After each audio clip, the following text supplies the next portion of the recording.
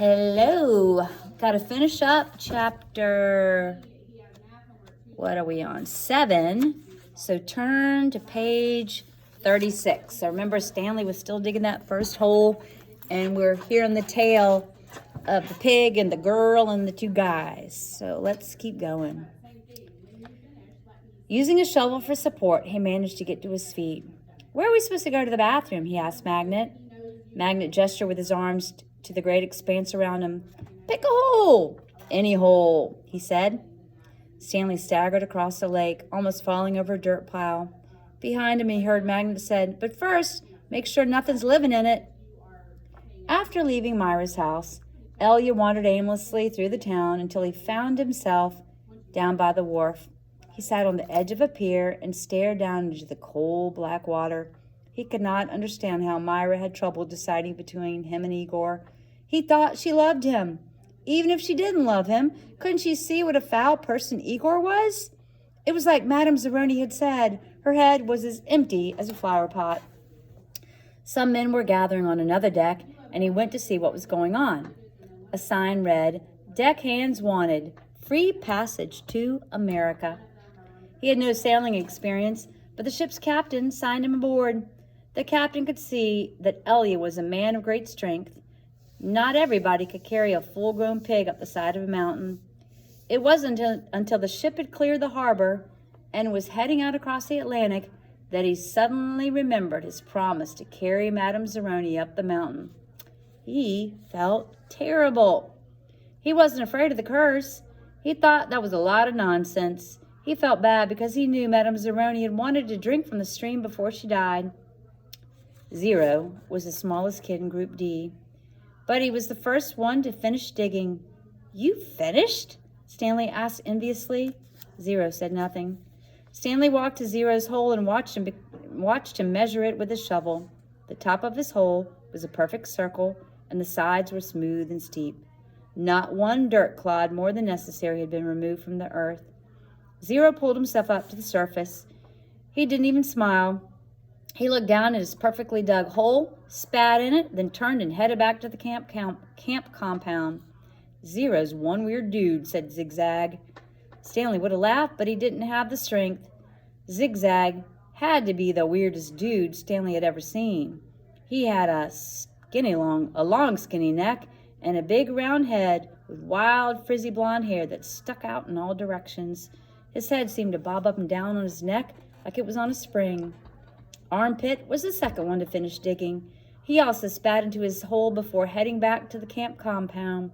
One by one, Stanley watched each of the boys spit into his hole and return to the camp compound. Stanley kept digging. His hole was almost up to his shoulders, though it was hard to tell exactly where ground level was because his dirt piles completely surrounded the hole.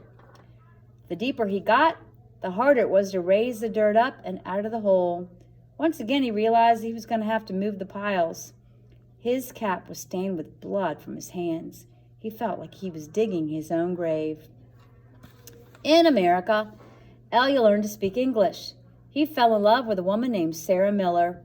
She could push a plow, milk a goat, and, most important, think for herself.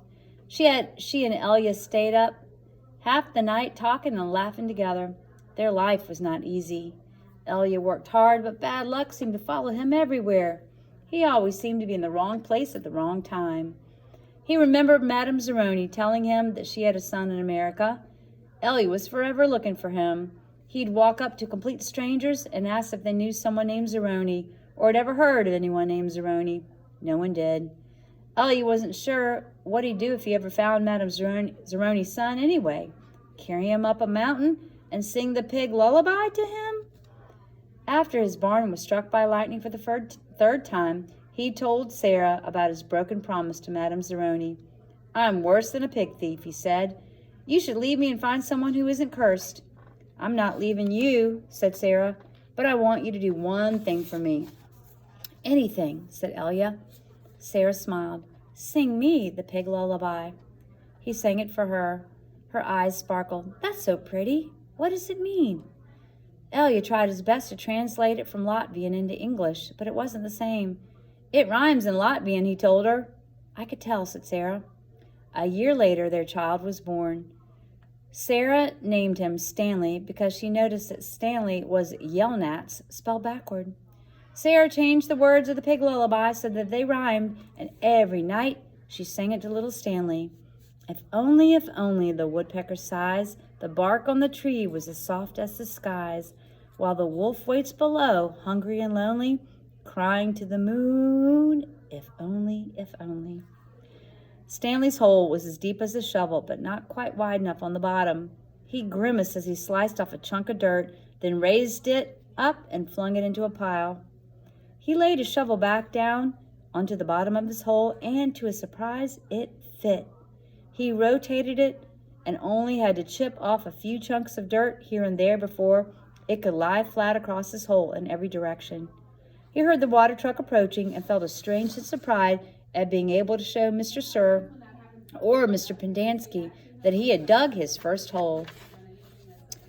He put his hands on the rim. Let me read that again. He put his hands on the rim and tried to pull himself up.